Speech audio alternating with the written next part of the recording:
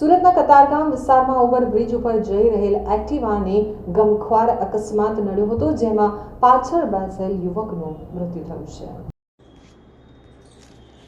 સુરતના કતારગામ વિસ્તારના ઓવરબ્રિજ ઉપરથી પૂરપાટ ઝડપે પસાર થઈ રહેલા બે યુવકને અકસ્માત નડ્યો હતો. ચાલકે એક્ટિવા ઉપરનો કાબુ ગુમાવતા ડિવાઈડર સાથે અથડાયું હતું.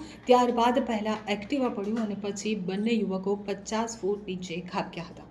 આ અકસ્માતમાં એક્ટિવાની પાછળ બેઠેલા યુવક સાજિદ હુસૈન સૈયદનું ઘટના સ્થળે જ મોત નીપજ્યું હતું અને ચાલક યુસુફ ઇમરાન શાહની હાલત ગંભીર છે. અકસ્માતના સીસીટીવી ફૂટેજ પણ સામે આવ્યા છે. સીસીટીવીમાં દેખાતા દ્રશ્ય મુજબ સુરતના કતારગામ દરવાજા વિસ્તારમાં ઓવરબ્રિજ ઉપરથી એક્ટિવા ઉપર બે યુવક પસાર થઈ રહ્યા હતા. એક્ટિવા ચાલક ઓવરબ્રિજ ઉપર પૂરપાર ઝડપે એક્ટિવા ચલાવી રહ્યો હતો, જેના કારણે એકાએક તેણે એક્ટિવાના હેન્ડલ ઉપરનો કાબુ ગુમાવતા ડિવાઈડર સાથે અથડાઈ અને સીધું જ 50 ફૂટ નીચે ઓવરબ્રિજ ઉપર પટકાવ્યું હતું. એક્ટિવા સાથે ચાલક અને તેની પાછળ બેઠેલો યુવક પણ ઓવરબ્રિજ નીચે પટકાયા હતા.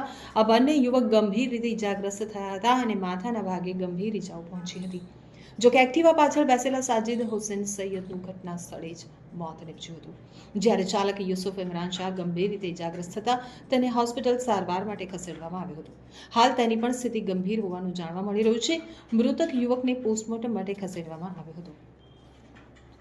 તો કતારગામ પોલીસે હાલ આ ઘટના અંગે માહિતી મેળવી અને આકસ્મિક મોતનો ગુનો નોંધી અને તપાસ હાથ ધરી છે. તો મૃતક કતારગામ વિસ્તારના સાબરીનગરમાં રહેતો હતો અને મૂળ બિહારનો વતની છે. તેના બનેવી સુરતમાં રહેતા હોવાથી અહીં આવ્યો હતો. વતનમાં કામ ન હોવાને કારણે રોજગારી મેળવવા માટે 7 દિવસ પહેલા જ સુરત આવ્યો હતો. ઇજાગ્રસ્ત ભાટેના વિસ્તારનો રહેવાસી છે. રાત્રે બેડરોડથી ભાટેના વિસ્તાર તરફ આવી રહ્યા હતા તે દરમિયાન આ ઘટના બની છે.